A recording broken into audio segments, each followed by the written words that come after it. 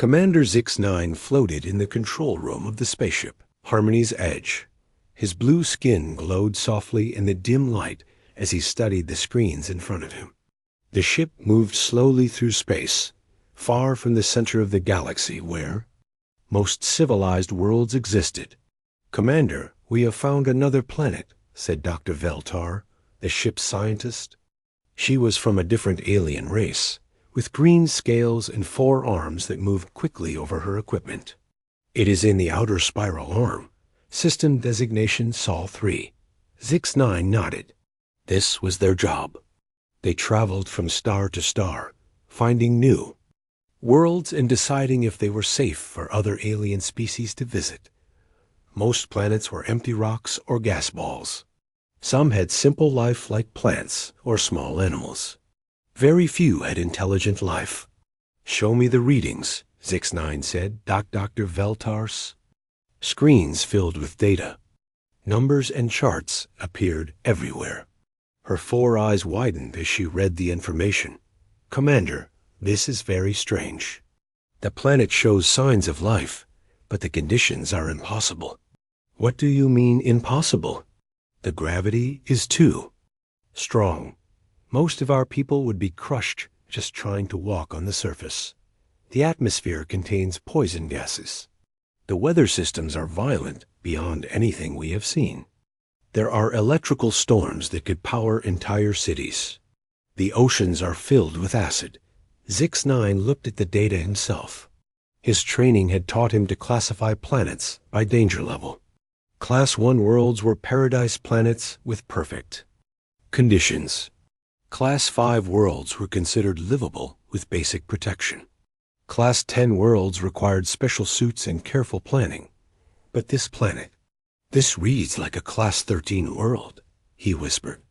"That should be impossible for complex life."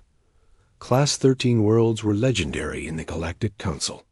They were planets so dangerous that even their best environmental suits would fail within hours. No intelligent species had ever been found on anything above Class 7. The Council had strict rules about Class 13 worlds. Mark them as death traps and stay away. Far below on the planet's surface, Katie Murphy dove deeper into the ocean than any human had gone before.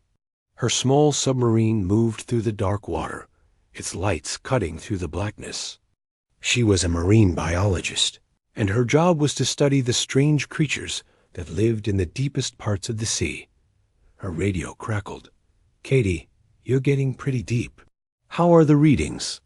"Everything looks normal, Ben," she replied to her partner on the surface ship. "Water pressure is extreme, but the sub is handling it fine." What Katie didn't know was that the water pressure at her depth would instantly kill most alien species. The Kef Mori, like Commander Zix-9, came from a world with very light gravity and thin atmosphere. The pressure Katie worked in every day would crush them like empty cans. Her instruments suddenly picked up strange signals, energy readings that didn't match anything in Earth's oceans.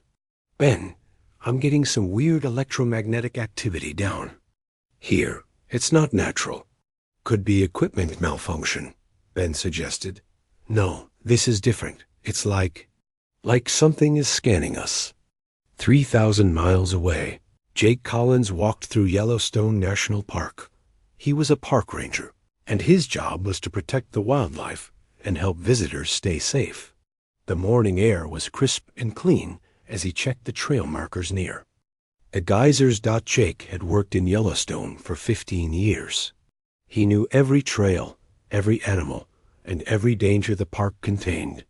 Grizzly bears, wolves, boiling hot springs, and unpredictable geysers were all part of his daily routine. To him, they were just part of nature. But today, something was different. The elk were acting nervous, moving in groups and looking at the sky. The birds had gone quiet. Even the insects seemed to be hiding. His radio buzzed. "Jake, you seeing any unusual animal behavior out there?"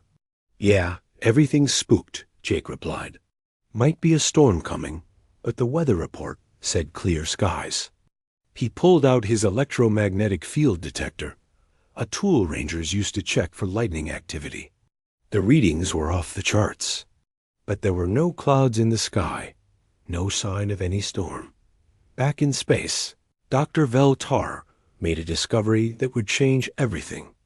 "Commander, I am detecting artificial signals from the planet's surface." Zix-9's blood went cold. "Artificial signals? From a Class 13 world?" "Yes, sir. Radio waves, electromagnetic patterns, even what appears to be organized light sources on the night side of the planet.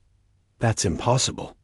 No species could survive on that world long enough to build a civilization." Dr. Veltar's scales changed color, a sign of extreme stress in her species. "Commander, the signals are not just present. They are strong, very strong. This suggests a large population and advanced technology." Zix-9 stared at the data. In 300 years of galactic exploration, nothing like this had ever been found. The Galactic Council had a simple rule. The more dangerous a world was, the less likely it was to have intelligent life. Class 13 worlds were supposed to be completely dead. "Run the scans again," he ordered. "Triple-check everything."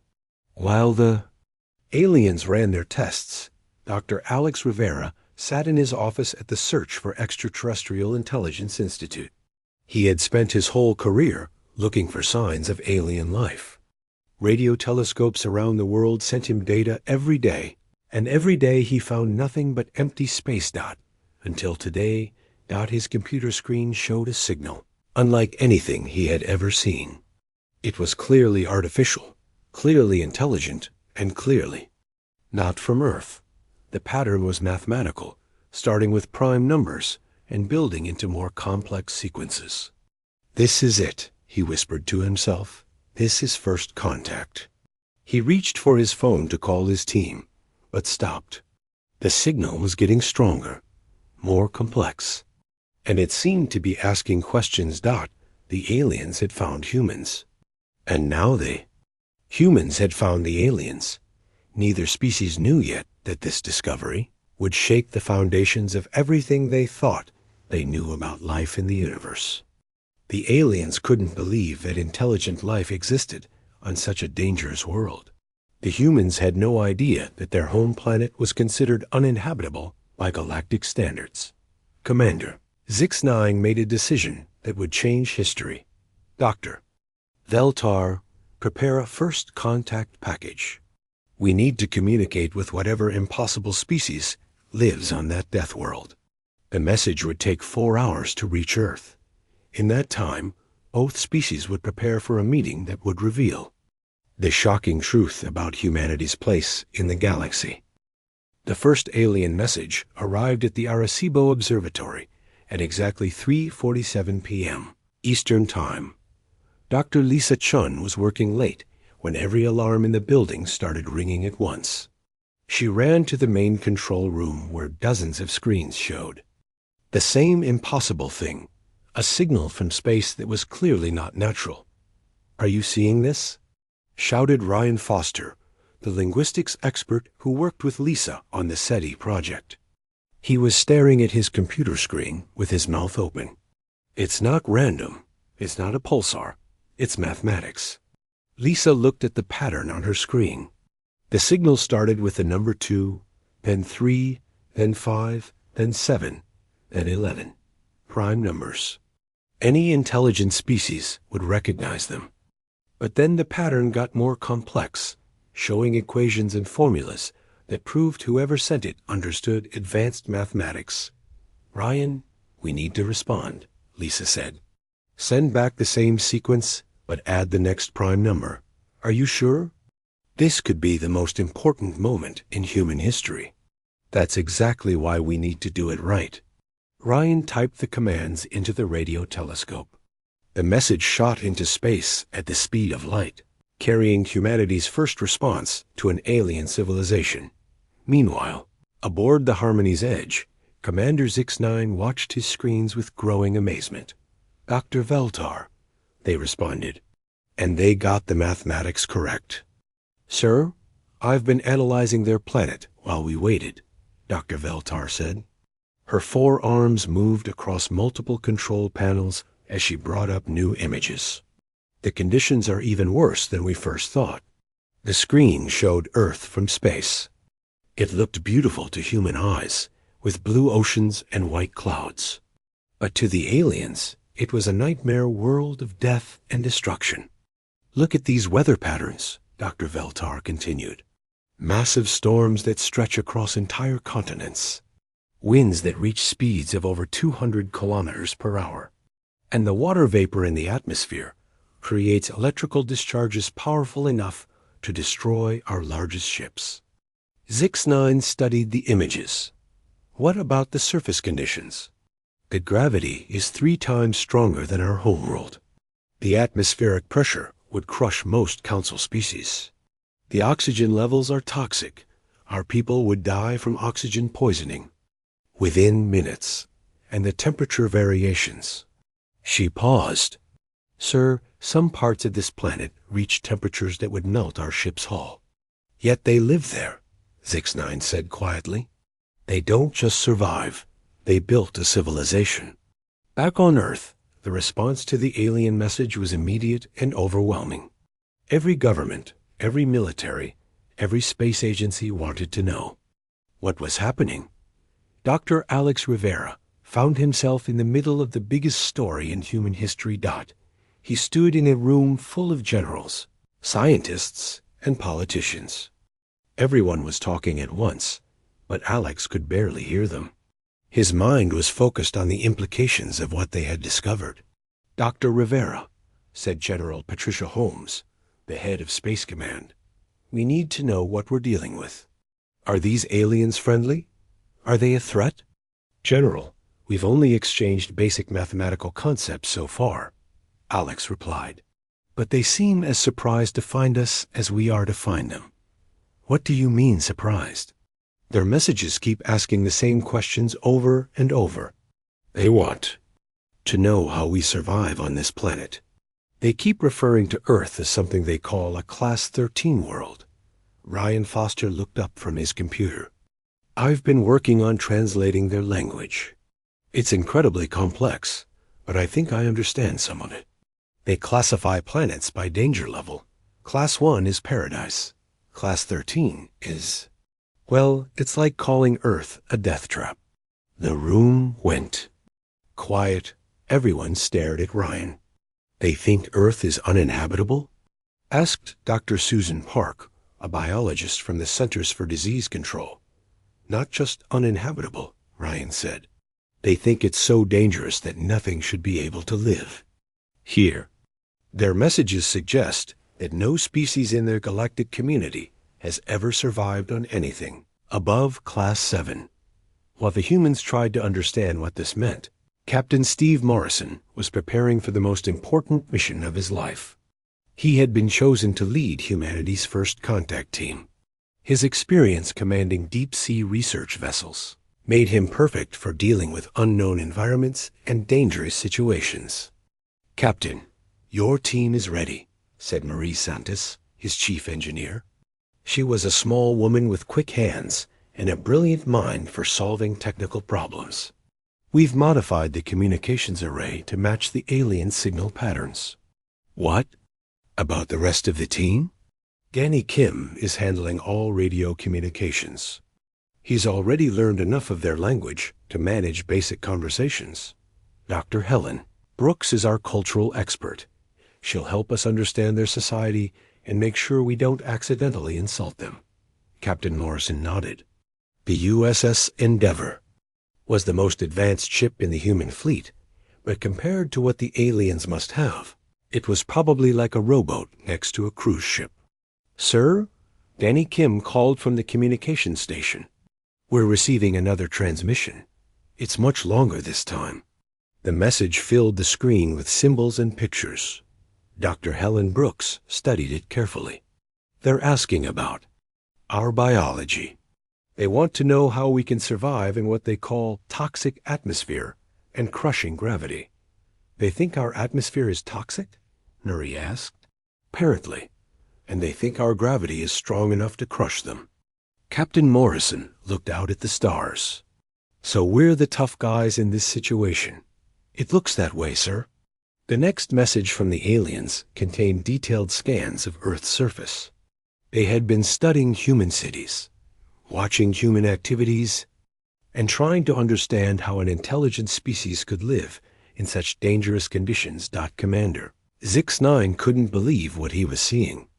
Dr. Veltar, look at this. They've built their settlements right next to active volcanic regions.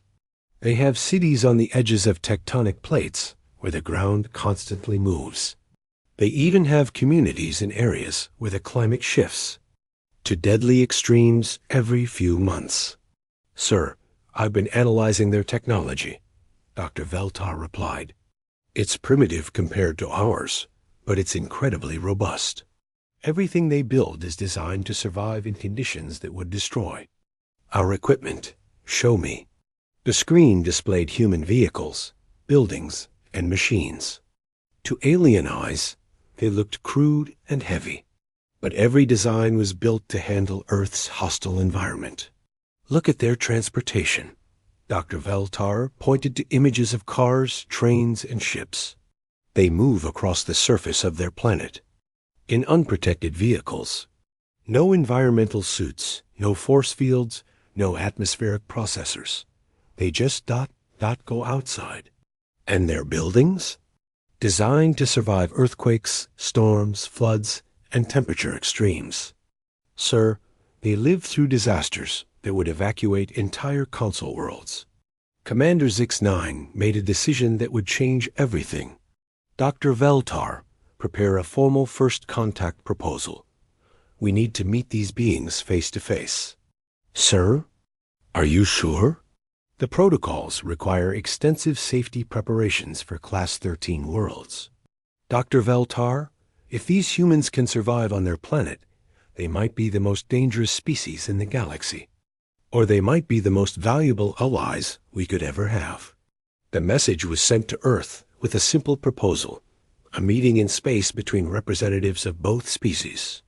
The aliens offered to provide a neutral space station where both sides could meet safely.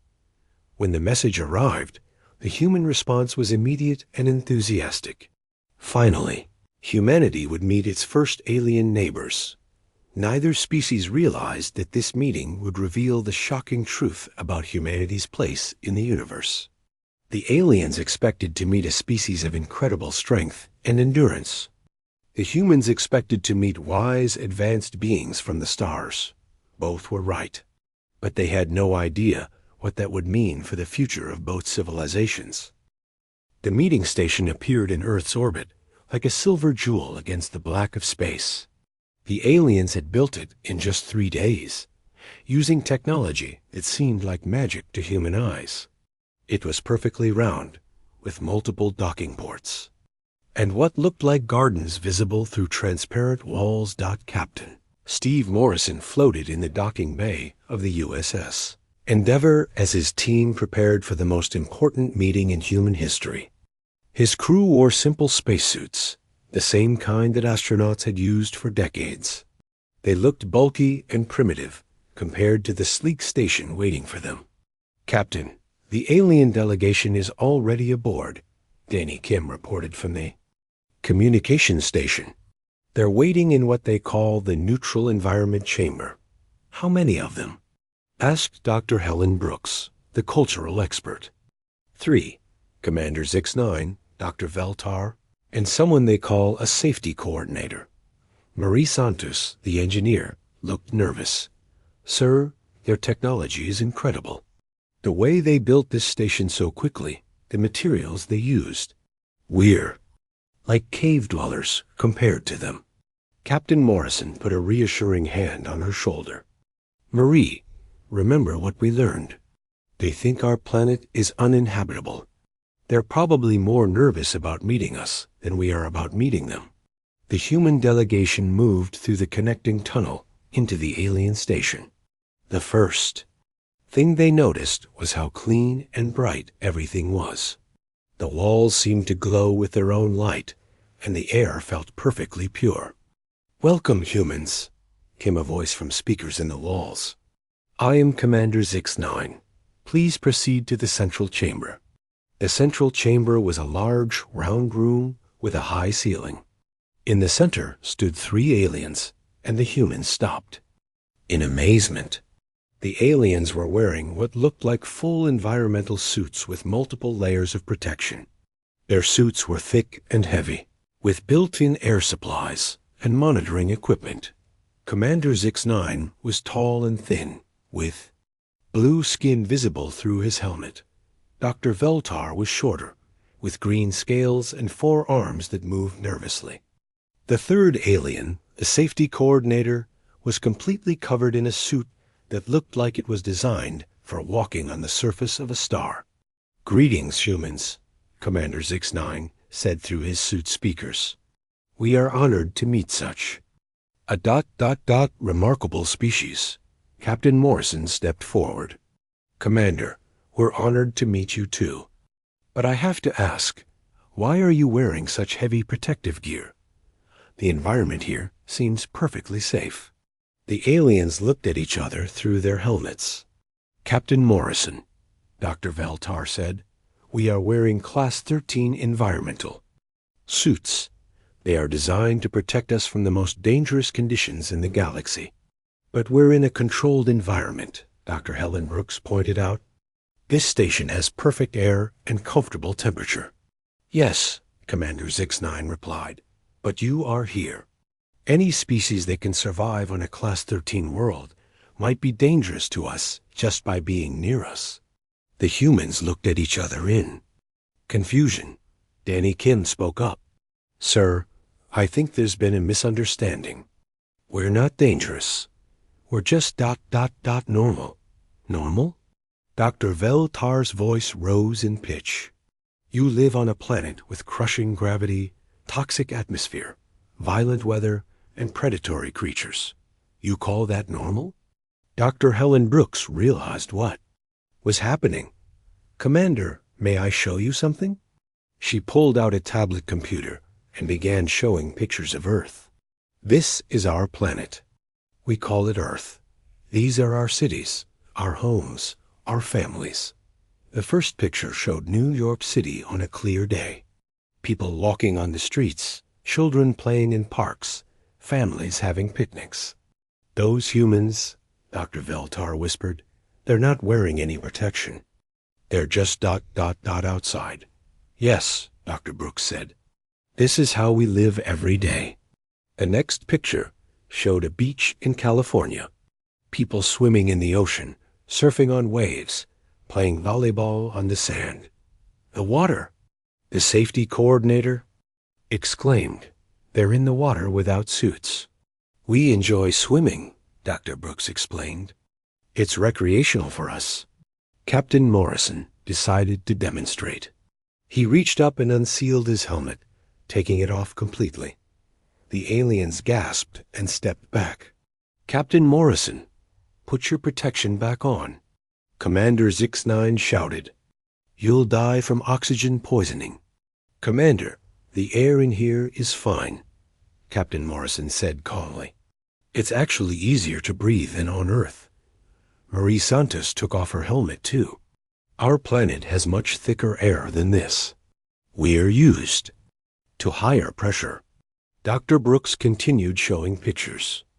Images of people hiking in mountains, camping in forests, working in fields during storms. Each picture made the aliens more amazed and more terrified. "This human," Dr. Veltar pointed to a picture of Tony Rodriguez climbing a cliff face. "He's climbing a vertical rock wall with no mechanical assistance. How is he not falling?" "Rock climbing is a sport on our world," Dr. Brooks explained. "Many humans do it for fun." "Fun?" Commander Zix-9 couldn't believe it. He's risking death for fun. "The risk is part of what makes it exciting," Captain Morrison said. "We have many sports like that.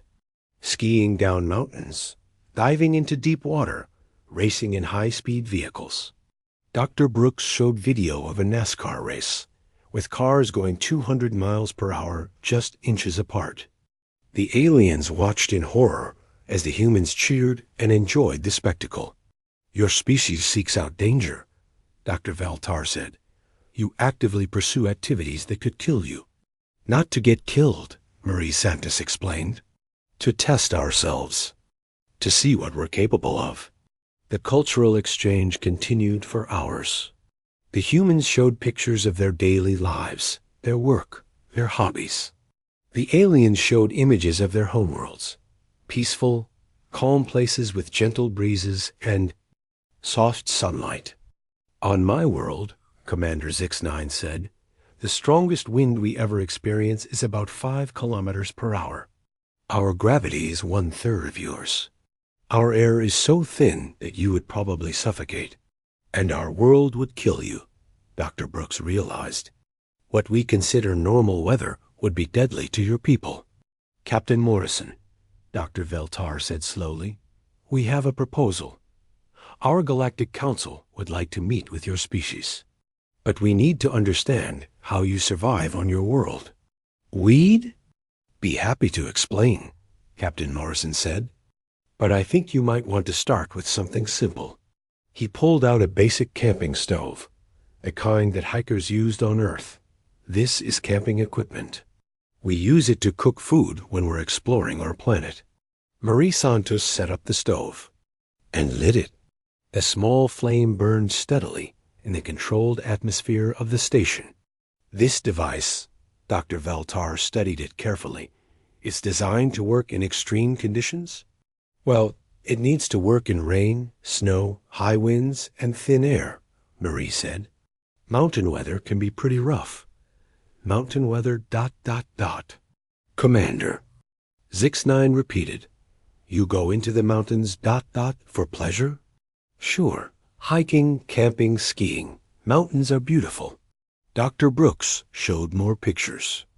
Families camping under the stars, hikers crossing rivers, people sitting around campfires in the wilderness. "You sleep outside," Dr. Veltar observed, "with no protection except thin fabric." "A tent is usually enough," Dr. Brooks said. "Unless there's a really bad storm." "What do you do in a bad storm?" "Wait it out, maybe find better shelter." The aliens were quiet for a long moment. Finally, Commander Zix9 spoke. "Humans, we need to ask you something very important.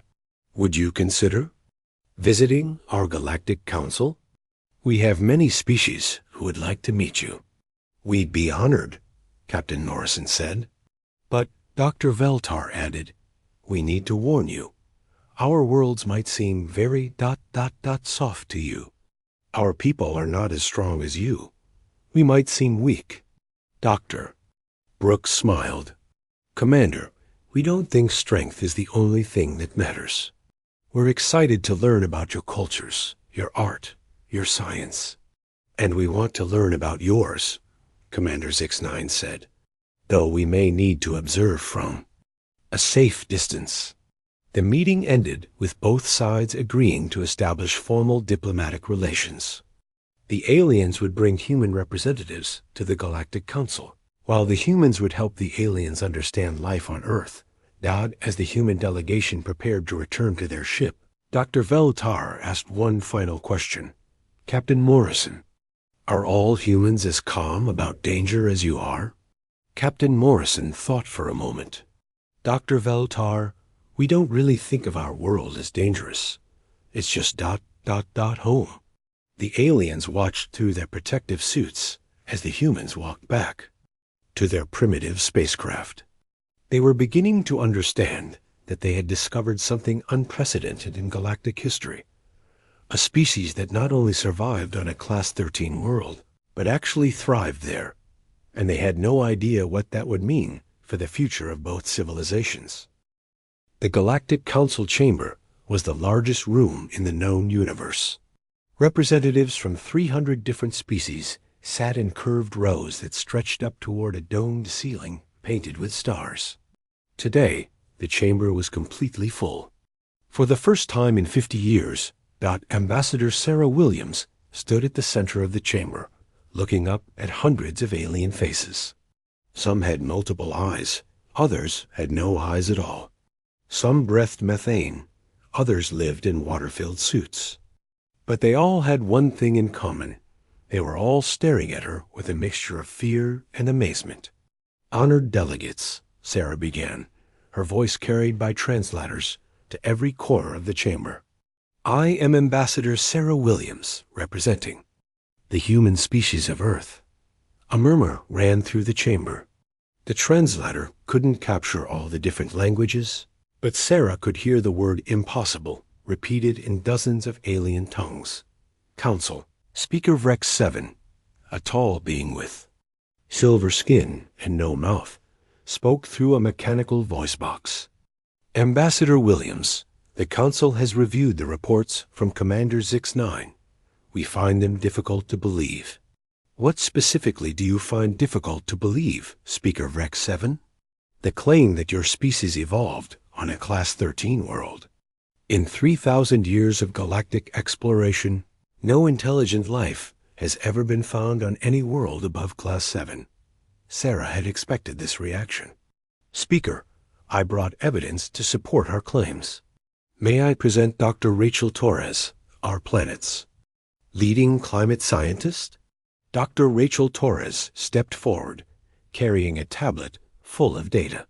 She was a small woman with gray hair and kind eyes, but she had spent her career studying some of the most violent weather on Earth.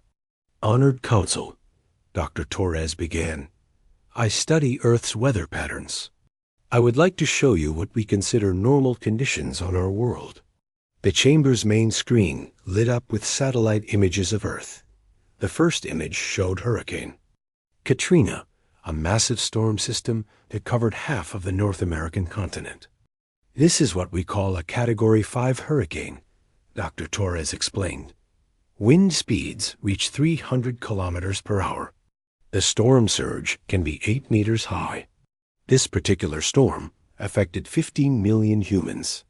Several delegates in the chamber made distressed noises. The Kethmori representative, Commander Zix-9, spoke up. "Dr. Torres, how many of your people died in this storm?" "About 1,800 people died," Dr. Torres replied. "But 15 million people lived through it? Lived through it?" A delegate from the water world of Aquatica gurgled in shock. "How? We have buildings designed to survive these storms. We have warning systems. We evacuate people from the most dangerous areas. And we rebuild afterward." "You rebuild?" Speaker Rex 7 asked. "You continue to live in areas where such storms occur?" "Of course. New Orleans, the city most affected by this storm, is home to 400,000 people today. We made it stronger after the hurricane." The chamber erupted in confused chatter. The idea of living through such a disaster and then staying in the same place was incomprehensible to most of the delegates. Dr. Torres continued her presentation. "This is a tornado in Oklahoma. Wind speeds of 400 kilometers per hour. This is a blizzard in Alaska with temperatures of minus 40 degrees. This is a wildfire in California that burned an area the size of some small planets." With each image, the chamber grew quieter. The delegates were beginning to understand the reality of life on Earth. "And humans live through all of these?"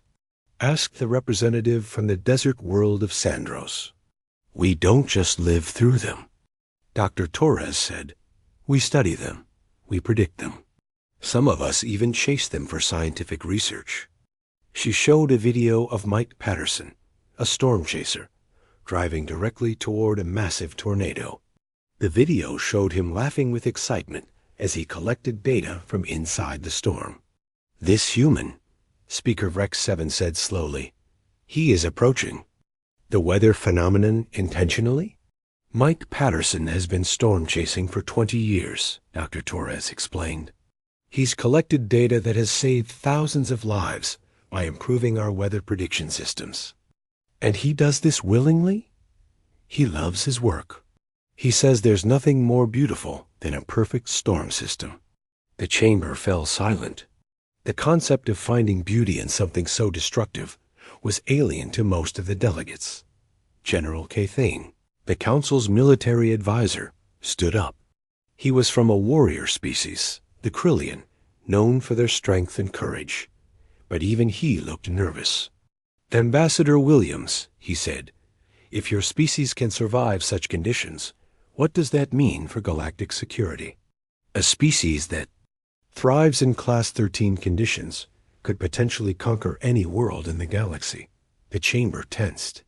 This was the question everyone had been thinking, but no one wanted to ask. Sarah Williams had prepared for this moment. "General Cathane, may I show you something?" She pulled out her tablet and showed a video of a human kindergarten class. 25 children, all about 5 years old, were playing in a schoolyard. They were laughing, sharing toys, and helping each other on the playground equipment. "These are human children," Sarah said. "They're 5 years old. On our world, we teach them to share, to be kind, to help others. We teach them that violence is wrong and that problems should be solved with words, not weapons." She showed more videos. Humans helping each other during disasters. Rescue teams saving people from floods. Doctors treating patients during epidemics. Scientists working together to solve problems. "General, we are strong because our world made you strong, but we are peaceful because we choose to be peaceful. We know what suffering looks like, so we try to prevent it." Dr. Rachel Torres added, "Our planet has taught us that we're stronger when we work together. No human can survive a hurricane alone, but a community of humans can survive almost anything." The military advisor sat down, but he still looked worried. "What about expansion? Don't you want to spread to other worlds?" Sarah smiled. "General, we've seen your worlds through Commander Zix9's reports. They're beautiful. Perfect weather, gentle breezes, no storms or earthquakes. To us, they look like paradise." "Paradise? We would love to visit your worlds, but we don't want to conquer them. We want to learn from them." After living on a world where everything is trying to kill you, the idea of a peaceful planet sounds wonderful. Speaker Rex 7 spoke again. "Ambassador Williams, the Council faces a difficult decision. Your species is unlike anything we have encountered. We must decide how to integrate you into galactic society. What are your concerns, Speaker? First, safety. Many of our worlds cannot accommodate your species. Your strength and endurance would be overwhelming to our people. Second, the economic implications. Your ability to survive in extreme conditions could disrupt established trade routes and resource allocation." Sarah nodded. "We understand your concerns. We propose a gradual integration process. We would like to establish embassy worlds, planets where humans and other species can meet safely. We can also offer our expertise in disaster management and survival techniques." "What kind of expertise?" "Ask the representative from the ice world of Glacialise. We know how to build structures that can survive earthquakes, storms, and extreme temperatures. We know how to grow food in difficult conditions. We know how to rescue people from dangerous situations." Dr. Torres stood up again. "Many of your worlds face natural disasters too. Volcanic eruptions, meteor impacts, stellar radiation. We could help you prepare for these events." The chamber buzzed with conversation. The delegates were beginning to see potential benefits to having humans in the galactic community. "There is one more concern," General Cathane said. "Your species' casual attitude toward danger. You treat life-threatening situations as recreational activities." Sarah laughed.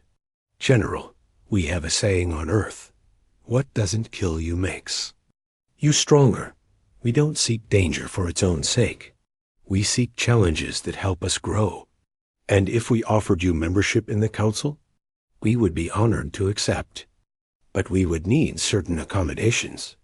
"What kind of accommodations?" Earth would need to be declared a protected world.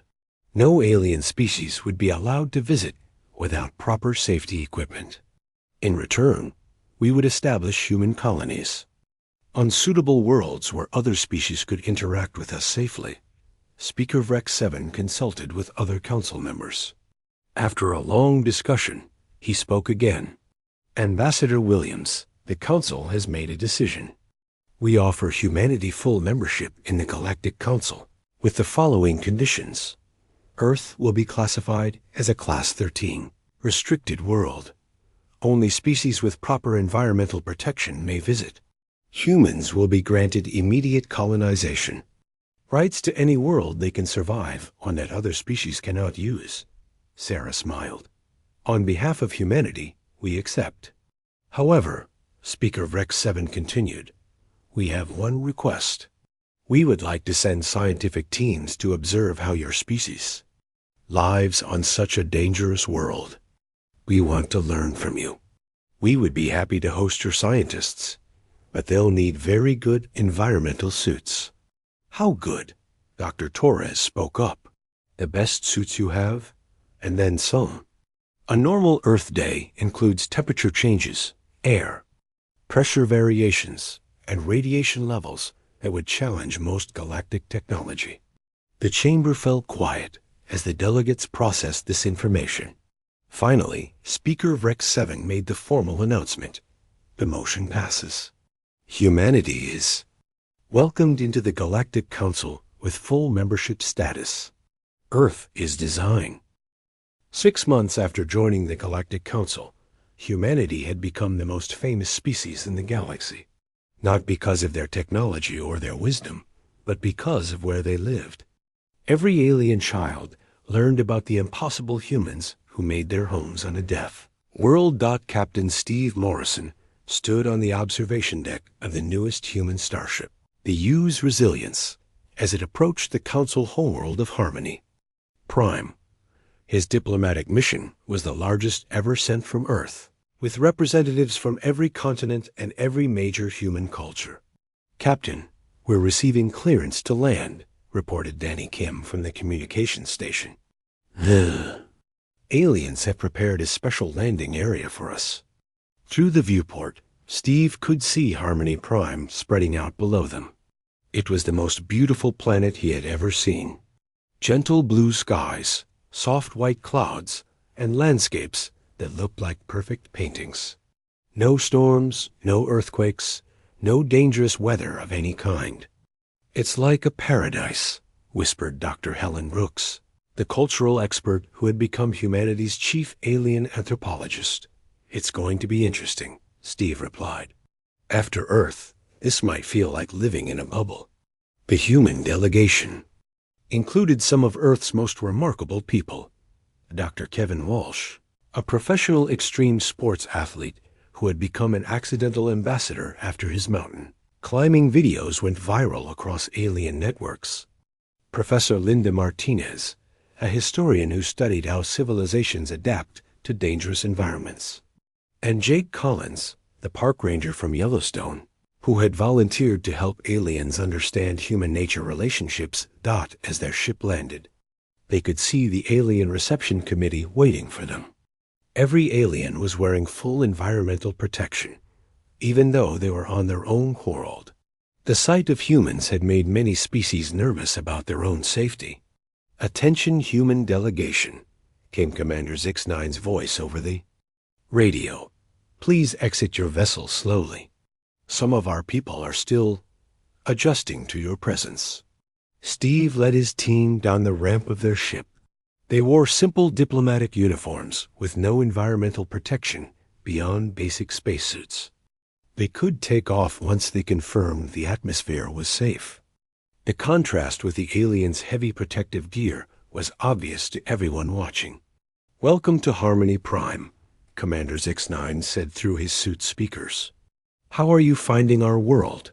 Dr. Helen Brooks looked around at the perfect blue sky and gentle breeze. "It's absolutely beautiful, Commander. The weather is so peaceful. You find our weather peaceful?" Dr. Veltar asked, joining the group. We consider today quite active. The wind speed is nearly 3 kilometers per hour. Jake Collins laughed. 3 kilometers per hour? On Earth, we call that dead calm. Dead calm? Dr. Veltar's voice rose in concern. That sounds dangerous. No, it means no wind at all. Perfect weather for outdoor activities. The cultural exchange continued as the humans toured the alien capital city. Everything was designed for perfect safety and comfort. Buildings were made of materials that would never break. Transportation moved at speeds that seemed incredibly slow to human eyes. Even the food was processed to remove any possible risk. This is fascinating, Professor Linda Martinez observed as they visited an alien park. Your entire civilization is built around minimizing risk. Of course, replied their guide, a Hermanite named Sil-3. Why would anyone choose to experience danger? Because danger teaches us things, Jake said. It makes us stronger, smarter, more creative. Dr. Kevin Walsh decided to demonstrate. He asked permission to climb one of the decorative sculptures in the park, a smooth, curved structure about 3 meters high. The aliens watched in terror as he scaled it easily using only his hands and feet. How is he doing that? Sil-3 whispered. That surface has no grip points. He should fall. Kevin's a rock climber, Dr. Brooks explained. On Earth, he climbs cliffs that are hundreds of meters high. Hundreds of meters? With no mechanical assistance? Just ropes and his own strength. When Kevin reached the top of the sculpture, he waved down at the crowd of aliens who had gathered to watch. Several of them fainted. The humans' reputation grew stronger every day. News networks across the galaxy showed footage of human activities that seemed impossible to alien eyes. Simple things like jogging in the rain, swimming in the ocean, or camping under the stars became legendary demonstrations of human endurance. But the real change came when the aliens started asking for human help. The emergency call came from the mining world of Rockfall 7. A massive earthquake had collapsed several mining tunnels, trapping hundreds of alien workers underground. The local rescue teams were overwhelmed by the dangerous conditions. Captain Morrison, came the urgent message from Galactic Emergency Services. We need human assistance. The rescue environment is rated Class 11. No other species can operate in those conditions. Steve didn't hesitate. Prepare the rescue team. We're going to Rockfall 7. The human rescue team included Katie Murphy, the marine biologist who had become an expert in extreme environment survival, and Tony Rodriguez, the rock climber whose climbing skills had made him famous across the galaxy. When they arrived at Rockfall 7, they found chaos. The alien rescue teams were standing around in heavy protective gear, unable to approach the collapse site because of unstable ground and toxic gas leaks. The conditions are impossible, explained the local commander, a Rockfall native named Stonecutter 9. The ground continues to shift. The air is poisonous. The temperature fluctuates between freezing and boiling. Katie looked at the readings on her instruments. These conditions are dangerous, but manageable. We'll need respirators for the gas and thermal gear for the temperature changes. You can work in those conditions? Stonecutter 9 asked in amazement. We've worked in worse, Tony replied, checking his climbing equipment. This is like a mine rescue on Earth, just a little more complicated. The human rescue team went to work. They moved through the unstable tunnels with confidence, using techniques developed in Earth's most dangerous environments. They rappelled down collapsed shafts, crawled through spaces too small for the aliens' protective equipment, and navigated by feel when the toxic gases made visibility impossible. How are they moving so fast? Stonecutter 9 asked as he watched the humans on his monitors. They're not wearing full environmental suits, his assistant pointed out. They're using minimal protection and relying on their natural abilities. Within 6 hours, the human team had rescued all 247 trapped miners. What would have taken alien rescue teams weeks to accomplish, the humans had done in less than a day. The rescue made headlines across the galaxy. For the first time, aliens began to see humans not as impossibly dangerous creatures, but as invaluable allies who could go places and do things that no other species could manage. More requests for help followed. A space station near a dangerous nebula needed emergency repairs. A colony world facing a massive storm required evacuation assistance. A scientific expedition to a hostile planet needed guides who could survive the surface conditions. Each time, humans responded. Each time, they succeeded where other species would have failed. Dr. Kevin Walsh found himself in the unusual position of being the galaxy's most popular extreme sports instructor. Aliens who had never experienced physical risk were fascinated by his demonstrations of human physical capabilities. Dr. Walsh asked a young Harmonite student, "Why do humans seek out dangerous activities?" Kevin thought for a moment. Because when you push yourself to your limits, you discover that your limits are further than you thought. Is that why your species survived on Earth? No, Kevin said. We survived on Earth because we had to, but we learned to love the challenge. Jake Collins became the galaxy's first xenobiological park ranger, helping alien species understand how to coexist with dangerous environments. His first assignment was establishing a nature preserve on a Class 9 world that other species considered uninhabitable. Ranger Collins asked his alien assistant, a crystalline named Facet 12, "How do you remain calm in such dangerous conditions?" They were standing at the edge of a cliff, watching a massive thunderstorm roll across the landscape below. Lightning flashed every few seconds, and the wind howled around them. "Facet 12, this isn't dangerous," Jake said. "This is just weather." "It's beautiful." "Beautiful? Look at the power in those lightning strikes. Listen to the music the wind makes. Feel how alive everything becomes during a storm." Facet 12 tried to understand, but to his crystalline senses, the storm was nothing but chaos and destruction. The greatest change came when aliens started visiting Earth. The first official alien tour group arrived wearing environmental suits that cost more than most planets' annual budgets. They came to see how humans lived on their impossible world. Katie Murphy led the underwater expedition, taking a group of aquatic aliens to explore Earth's deepest ocean trenches. The aliens traveled in specially designed pressure vessels while Katie dove alongside them wearing standard human diving gear. "Dr. Murphy," asked the expedition leader, "A being from the water world of deep current, how do you survive the pressure at this depth?"